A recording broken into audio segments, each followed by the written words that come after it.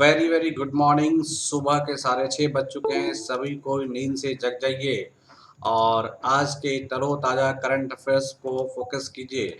आज का तरोताज़ा करंट अफेयर्स बिल्कुल ही मैं लेके आ गया हूँ अजीत मेहता सर। आज के 3 मई 2021 के करंट अफेयर्स हैं। ये करंट अफेयर्स आपके तमाम एग्जामिनेशनों के लिए आने वाले 2021 में जितने भी कॉम्पिटिटिव एग्जामिनेशंस होंगे, it is helpful in all those competitive examination.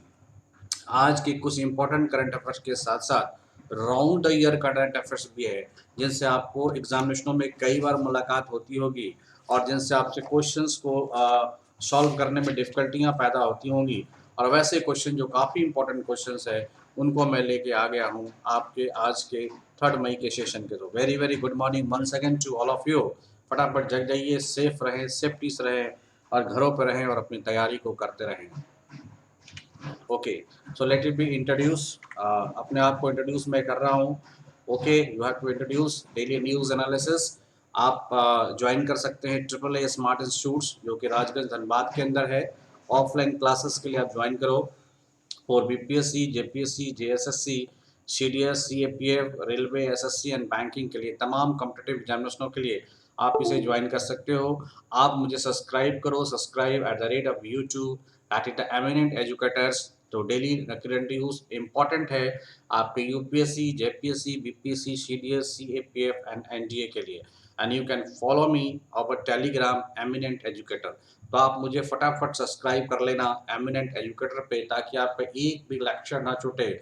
और आप मुझे फटाफट टेलीग्राम पे भी फॉलो कर लेना, ताकि आपको नोटिफिकेशंस भी समय समय पर मिलता रहे। सो आप यूट्यूब, इंस्टाग्राम पे आप मुझे फॉलो कर सकते हो, ओके, टेलीग्राम पे फॉलो कर सकते हो, यूट्यूब पे कर सकते हो, एवरीवेयर वेयर यू वांट। आप मुझे अनअकैडमी पे सर्च कर सकते हो।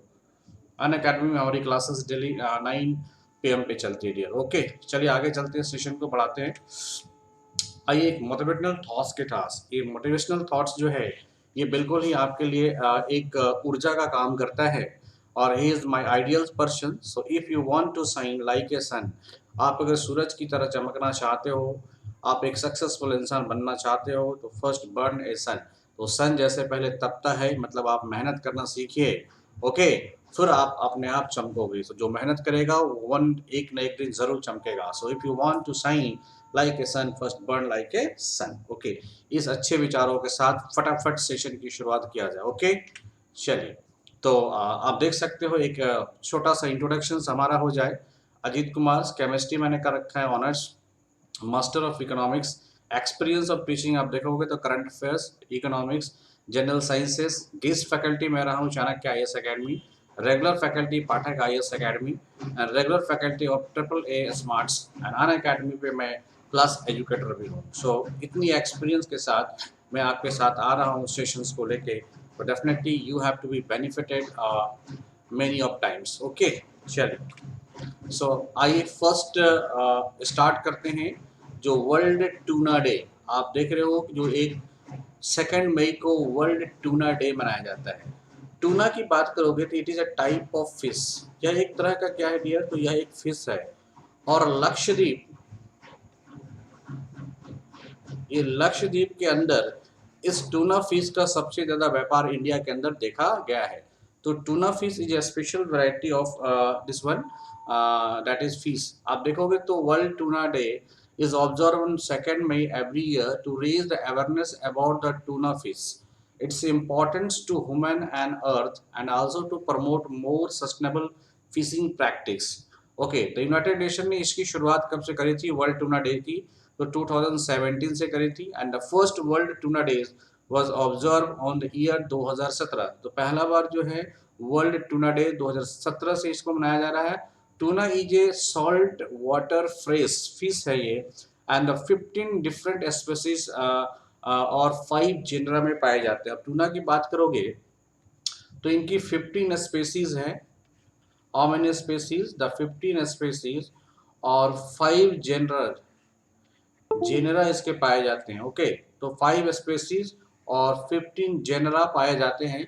और इंडिया के अंदर अगर बात करोगे तो लक्षद्वीप के जो इकोनॉमिक्स का सबसे बड़ा हथियार कौन है, तो टूना फिश है। ओके, इसी को देखते हुए 2017 से हम लोग वर्ल्ड टूडा डेज मना रहे हैं। ओके, चल फटाफट आगे बढ़ते हैं। इंडियन नेवी लॉन्च किया है operation Samudra Setu 2 for the speedy shipments of oxygen filled container to India from the other nation. आपको पता होगा कि कोविड कोविड 19 की जो बात आप देख रहे हो, इस तरह से जो सेकेंड फेज इंडिया के अंदर काफी देखने को मिल रहा है। और इस सेकेंड फेज जो इतनी पैंडेमिक्स हो गई है, इस पैंडेमिक से बचाव के लिए ऑपरेशन समुद्र सेतु लाया गया है for speedy shipment oxygen filled container to India. तो आपके जितने भी पड़ोसी मुल्क हैं जो लोग भारत को हेल्प करना चाहते हैं, वो फील्ड कंटेनर को लेके इंडिया की ओर मूव करेगा। वो कौन? तो ऑपरेशन ओके समुद्र सेतु, याद रखें डियर, ऑपरेशन समुद्र सेतु ये शिपमेंट्स है, ये ऑक्सीजन फील्ड को लेकर इंडिया के अंदर तमाम मुल्कों से आएगा। Okay, the Indian navy has launch operation Samudra Setu to help the faster transportation of medical oxygens and the other requirements from other country to India amid its worsening COVID-19 pandemic। तो इस दुख भरे पैंडेमिक सिचुएशन में और भयानक pandemic situations में ये Indian navy का एक सराहनीय कदम है। As a part of operation Samudra Setu 2, 7 Indian naval ships have been deployed for shipments of liquid medical oxygen fields, cryogenics containers and associated medical equipments from various country। ये various country से जो है ये डिफरेंट इक्विपमेंट्स को लेके आपके पास आएगा। Okay, और ये समुद्र सेतु जो है, इसमें जो आप देख रहे हो तो वारशिप जो एक्चुअली इनमें जो वारशिप होंगे, कौन कौन से शिप है? तो 7 शिप्स हैं। इस शिप्स का नाम आप चाहो तो लिख सकते हो। पहला है कोलकाता से, ये जाएंगी। दूसरा कोची से ये जाएंगी। तीसरा क्या है? तलवार, ये जो शिप्स है तलवार है, तवार है। ओके, ट्राइकेंट्स है, ओके, जलसवा है, और आप देख रहे हो तो एरावत है। एरावत ये शिप है, एरावत, जलसवा, ओके, ट्राइकेंट्स और टावार्स। ओके, तवार, उसके बाद आपका ये आ गया तलवार्स। Okay, Kochi and Kolkata. तो उसके लिए ये कोची एंड कोलकाता से ये शिप निकलेंगे अपने अपने पड़ोसी मुल्कों के साथ, और वहां से वो ऑक्सीजन कंटेनर लेके आएंगे, और इनमें ये जो आपके शिप्स है ये इनकी मदद करेंगे। ओके, आपको पता होगा कि इंडियन नेवी ने 202 में एक ऑपरेशन समुद्र सेतु की शुरुआत की थी। ये ऑपरेशन समुद्र सेतु की शुरुआत 2020 में भारत के द्वारा किया गया था। इस समय में भारत ने एज ए पार्ट, और ये भारत का एक स्कीम चला था वंदे भारत। ओके, वंदे भारत, इस Vande Bharat mission to repatriate the appropriate 4,000 standard and distress Indian citizens from Maldives, Sri Lanka and Iran. तो ये वंदे भारत से हम देख रहे हैं कि Maldives, Sri Lanka, okay, and Iran से जो फंसे हुए भारत के लोग थे, जो भारतीय थे, 4,000 लोगों को भारत लाया गया था वंदे भारत के तहत। और ये समुद्र सेतु की जो शुरुआत हुई थी, okay, part of the, okay, ये वंदे भारत की जो स्कीम थी उसके तहत समुद्र सेतु की शुरुआत की गई थी 1 की, और अभी आप देख रहे हो 2021 में समुद्र सेतु 2 की शुरुआत की गई है। इसमें हम लोग ऑक्सीजन लेके आ रहे हैं, और समुद्र सेतु 1 जो है वंदे भारत स्कीम को सक्सेस कराया था, जिसमें हम हमारे जो हमारे इंडियंस थे जो डिफरेंट कंट्रियों में फंसे हुए थे, उनको लेके आने का काम किया गया था। तो लगातार आपकी नेवी एक सक्सेसफुल रोल अदा कर रही है। ओके, चलिए, UK becomes the first country to announce a regulation for use of self-driving vehicles on motorways। तो आप देख रहे हो कि यूके ने ऐसा पहला कंट्री है जो self driving regulations vehicles Motors को क्या किया है, अनाउंस कर दिया। इस रेगुलेशन को बेसिकली है क्या, जब भी आप एक किसी लेन में गाड़ी चला रहे हो तो ऑटोमेटिक सेंसर के द्वारा इस लेन में इस गाड़ी की स्पीड क्या है ऑटोमेटिकली बढ़ जाएगी, और ऑटोमेटिकली अगर ऐसी जरूरत होगी तो इसकी स्पीड क्या होती है घट जाती है। तो ये लेन में इस तरह से सेंसर्स लगे होते हैं। तो इसमें क्या है कि आप आराम से देख रहे हो, ये ड्राइवर हैं या फिर अपने ऑनर्स होंगे, ये आराम से नॉवेल्स पढ़ रहे हैं और कार इनकी चल रही है। ऑटोमेटिक सेंसर के द्वारा इनकी स्पीड्स पकड़ ली जाती है। बस आपको ये देखना है, ओवरटेकिंग्स की ओर ध्यान देना है कि ओवरटेकिंग्स में मतलब आपको राइट साइड से या लेफ्ट साइड से कोई आ रहा है तो उसको ध्यान देने की जरूरत है, अदरवाइज ये स्मूथ चलेगी गाड़ियां। The United Kingdom has become the first country to announce the regulations that allow the users of self-driving vehicles at slow speed on motorways. Okay. So for this, the Transport Ministry of UK will begin the service with automated lane keeping systems (ALK systems), which use sensors and software to keep cars within a lane, allowing them to accelerate and brake without the driver inputs. क्योंकि driver के किसी भी inputs को के बिना ही ये breaks लगा सकता है, ये स्पीड्स को बढ़ा सकता है ऑटोमेटिक सेंसर के द्वारा, ALKS सिस्टम के द्वारा। और ये जो इसकी स्पीड लिमिट की गई है 37 किलोमीटर, और मैक्सिमम आप जा सकते हो 60 किलोमीटर पर आवर। ओके, तो एक स्टैंडर्ड स्पीड में आप ये सेंसर काम करेंगे और विदाउट ड्राइवर्स इनपुट्स के ही ये स्पीड्स को कम और ज़्यादा किया जा सकता है। You just have to focus on the overtakes. आइए, RCEP Asia Pacific nations sign किया है वर्ल्ड बिगेस्ट ट्रेड पैक्ट। तो इंडिया पैसिफिक रीजन्स ने वर्ल्ड के सबसे बड़े ट्रेड पैक्ट को यह साइन किया है। अगर आप बात करोगे तो ये जो पैक्ट साइन हुआ था नवंबर 2020 को, ये पैक्ट को साइन किया गया था। Okay, the pact was sign. अगर बात करोगे तो ये 37th एशियन समिट, ये 37 एशियन समिट के दौरान इस पैक्ट को साइन किया गया था।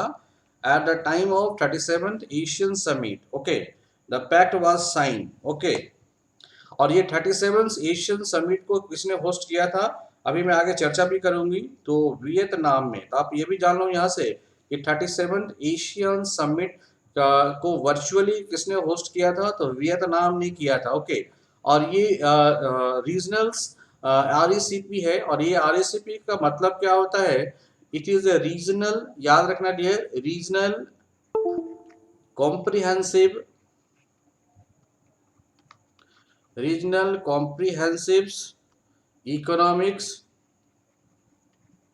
Economics partnership.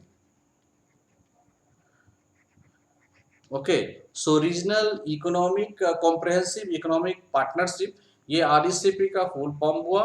इसमें कितने मोड्स हैं, तो there are 15 nations, China and 14 other countries have agreed to form the world's largest free trade bloc, encompassing the nearly a third of the all economic activity in a deals many in Asia, and are hoping will hasten a recovery from the shock of the coronavirus pandemic.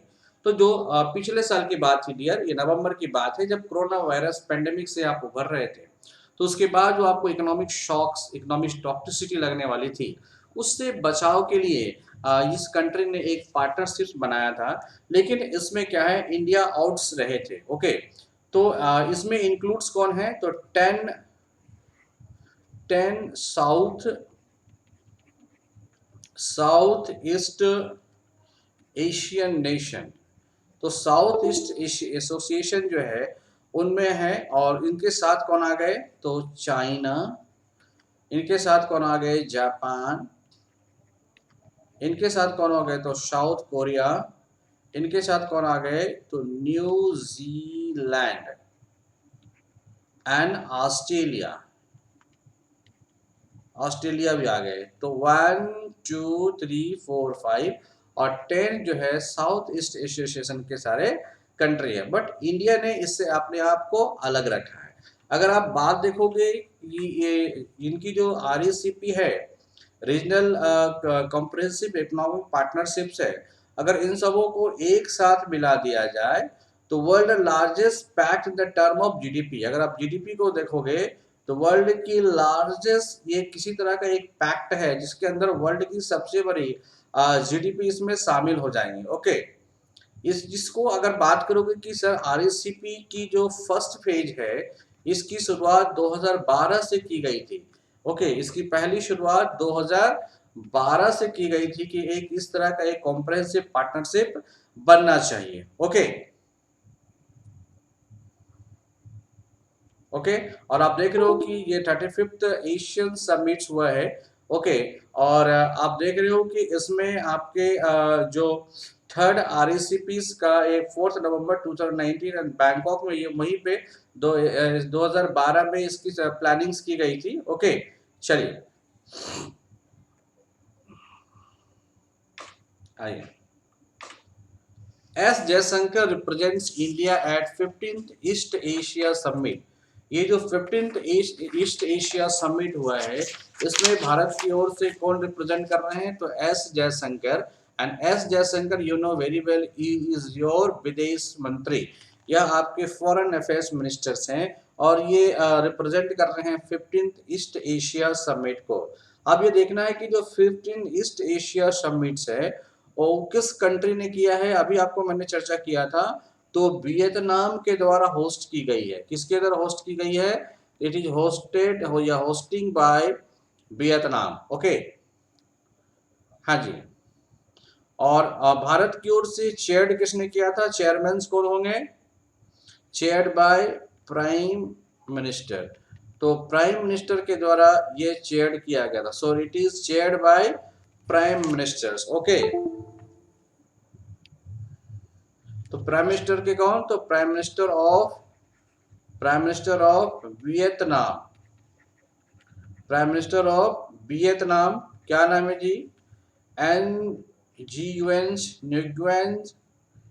निक्वेंस जुआन पुक।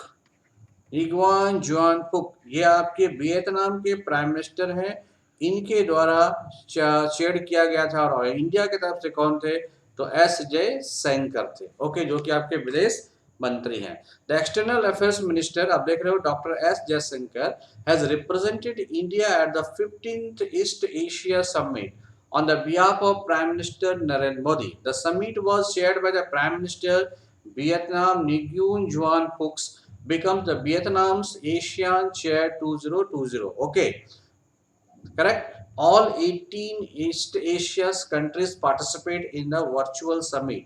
तो इसमें कितने हैं? तो 18 east Asians countries हैं, ये सभी लोगों ने भाग लिया था। याद रखना, इसमें 18 ईस्ट एशिया कंट्रीज हैं। Okay, participates in this means आप कह सकते हो समिट। आपसे पूछ सकता है कि ईस्ट एशिया समिट में कितने कंट्री ने भाग लिया? तो 18 कंट्री ने भाग लिया। अब इस समिट्स की वजह क्या है? इस समिट्स को क्यों किया जाता है? ओके, अब इस समिट्स की फॉर्मेशन कब हुई थी?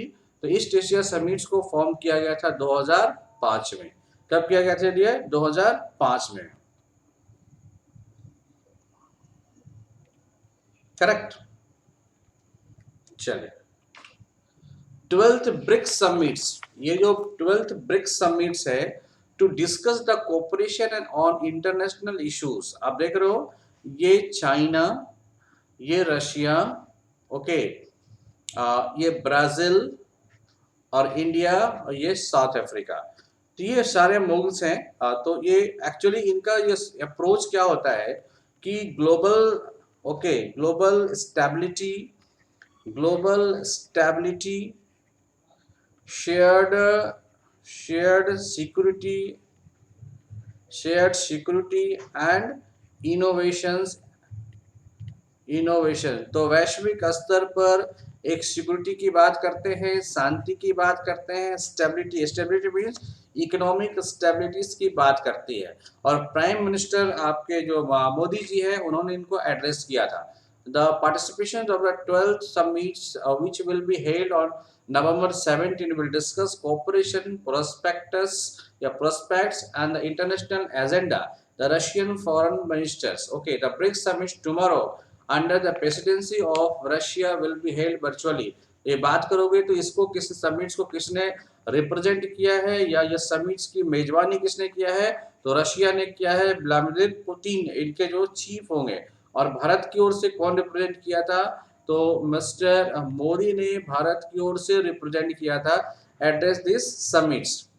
इनके कई इम्पैक्ट्स देखने को मिला है। We are passengers in the same boats and the wind is rough. इन्होंने का एक स्लोगन दिया, और स्लोगन क्या दिया कि हम सभी क्या हैं, वी ऑल आर पैसेंजर्स, हम सभी क्या हैं, तो पैसेंजर्स हैं, okay, in the same boat, हम सभी कोई एक नाव के ही यात्री हैं। And the wind is rough, और जो हवाएं हैं बड़ा ही खराब हवा चल रही है, ओके। ये किसने कहा था, तो शी जिनपिंग ने कहा था। शी जिनपिंग ने कहा था हम सभी एक ही नाव के पैसेंजर हैं, यात्री हैं, लेकिन हवाएं बहुत खराब चल रही है। ये इंपॉर्टेंट स्लोगन किसने दिया था, तो चाइना के हेड्स हैं शी जिनपिंग ने इसको दिया था। इस पे स्पेशल सिक्योरिटी की फोकस होती है, ओके। और ये ब्रिक्स जो नेशन है वो ब्राजील, रशिया, इंडिया और चाइना एंड साउथ अफ्रीका के द्वारा बनाया गया एक कोऑपरेटिव पार्टनरशिप एक समिट्स है, ओके।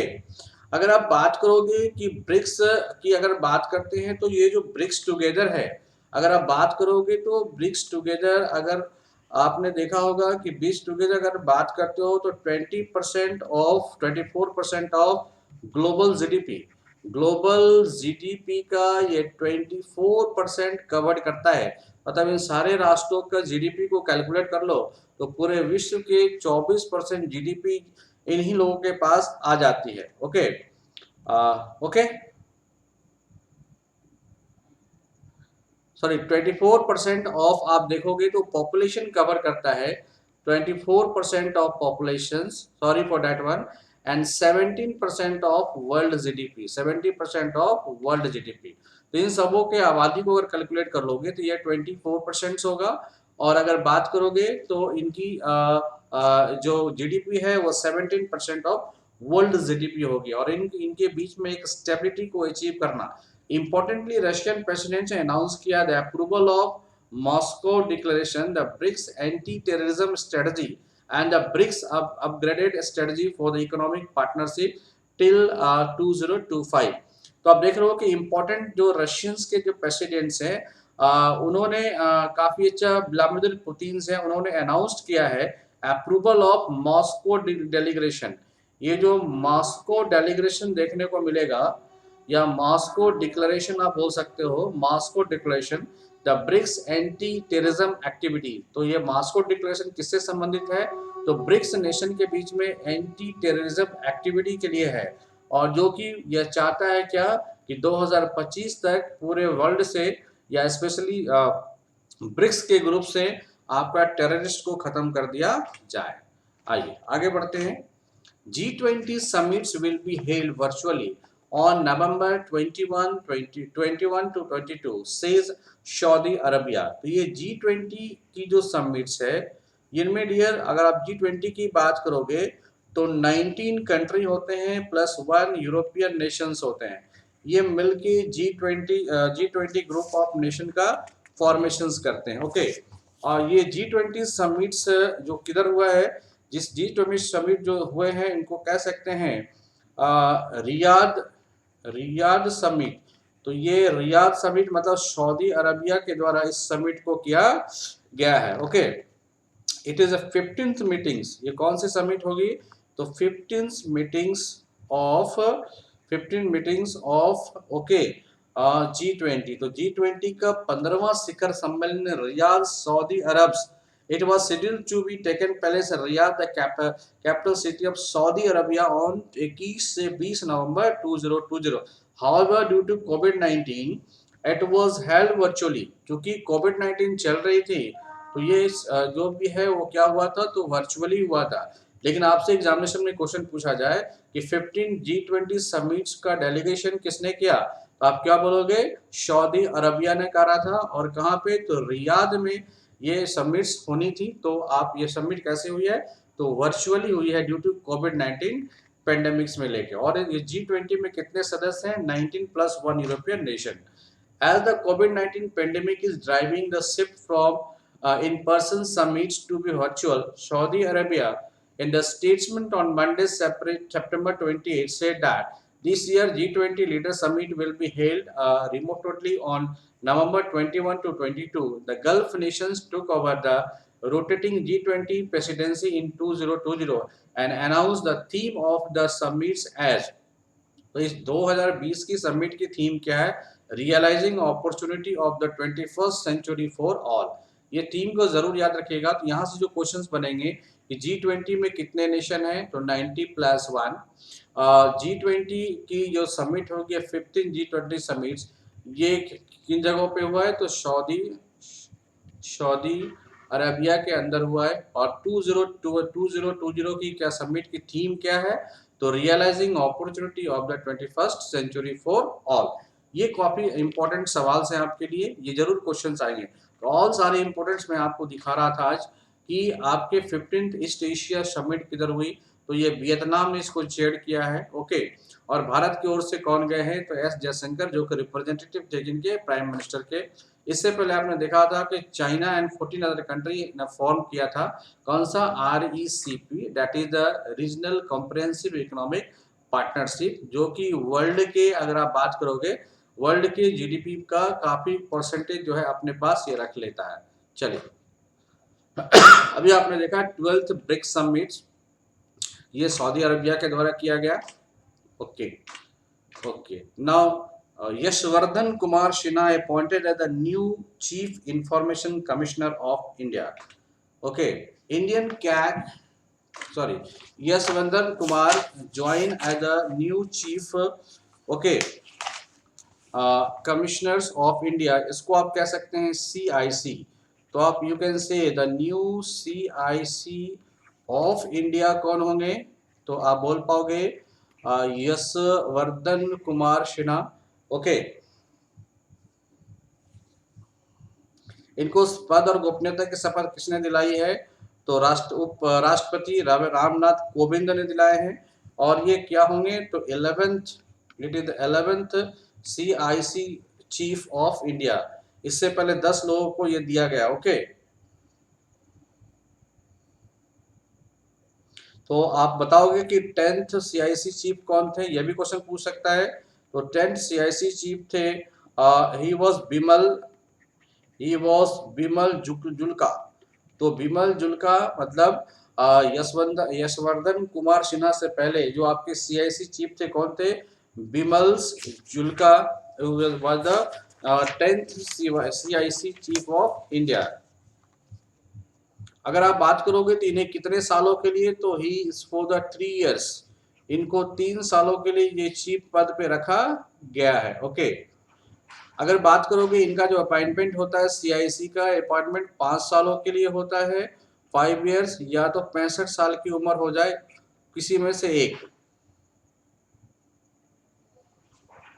ठीक है, चलिए, तो इतनी इंफॉर्मेशन आप रखना कि यशवंत सिंह कुन्हा को 11th CIC चीफ बनाया गया है। इसे पद और गोपनीयता की शपथ किसने दिलाया है, तो राष्ट्रपति जी ने राष्ट्रपति भवन में दिलाया है। ओके, और 11 इससे पहले 10th CIC चीफ कौन थे, तो बिमल जुल्का थे। और इनकी जो नियुक्ति होती है 3 सालों के लिए होती है।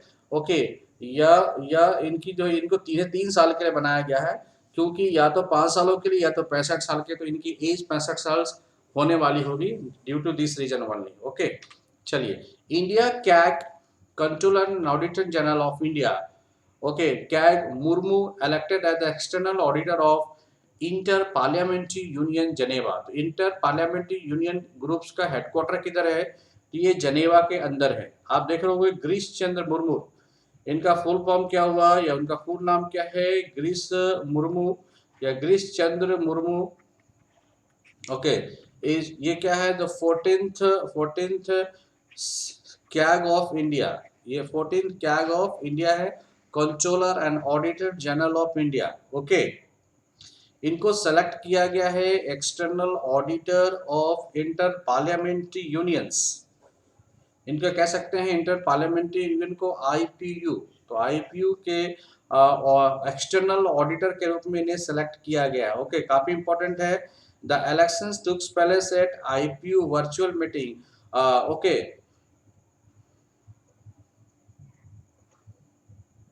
और अभी आप देख रहे हो जो प्रेजेंट आपके जो CAG है, control and auditor general of India है, वो क्या है कि WHO okay, and food organisation of India, food okay, food and agriculture organisation of India, इन दोनों को क्या है, ये ऑलरेडी एक्सटर्नल एक्सटर्नल ऑडिटर्स हैं ऑलरेडी। ओके, तो इतनी ख्याति इंडियन को मिल रही है, तो ये काफी गर्व की बात है। ओके, तो Girish Chandra Murmu elected as external auditor of internal parliamentary union Geneva. चलिए, controller and auditor general of India Girish Chandra Murmu has been external auditor for Indian parliamentary union for the 3 years। Okay, आप देख रहे डियर, अगर आपका सिलेक्शन हो जाता है, अगर डिफेंस में होता है, तो आप इस तरह की ट्रेनिंग का आनंद ले पाओगे। सो लॉट ऑफ थैंक्स, अपने हमारे चैनल्स को देखा। सो काइंडली सब्सक्राइब करें हमारे चैनल को, that is eminent educators. YouTube पे आप जा सकते हो, टेलीग्राम पे आ सकते हो, सभी जगह एमिनेंट एजुकेटर ही है डियर। आप यूट्यूब फेसबुक में आ सकते हो, everywhere you find the eminent educator, तो kindly subscribe my channel eminent educator. You can share and subscribe as much as possible, so that this will be the motivational for me, and I put you the lot of good videos for you and supportive videos to you. आज जो मैंने video आपको दिया है, इनमें important question तो थे ही आज के करंट अफेयर्स के, साथ ही साथ राउंड द ईयर जो इंपॉर्टेंट क्वेश्चन होता है उनको भी मैंने दे दिया है, ताकि आपका रिविजन्स भी कंटिन्यू रहे और आपके एग्जामिनेशन में होने की संभावनाएं पूरी की पूरी हो जाए। आपको मैं ये बता दूं कि सेशंस मंडे से सैटरडे चलती है। Okay, Monday to Saturday session चलेगी, फ्राइडे सेशन चलेगी, और सैटरडे को आपका क्या होगा, सैटरडे गैप होगा, या तो संडे को या तो सैटरडे को आपका पूरा MCQ ऑब्जेक्टिव फॉर्म में आपसे क्वेश्चंस कराए जाएंगे। ओके, ताकि आपका वहां पे रिविजन्स होता रहे। Thank you, lot of thanks, thank you, good night.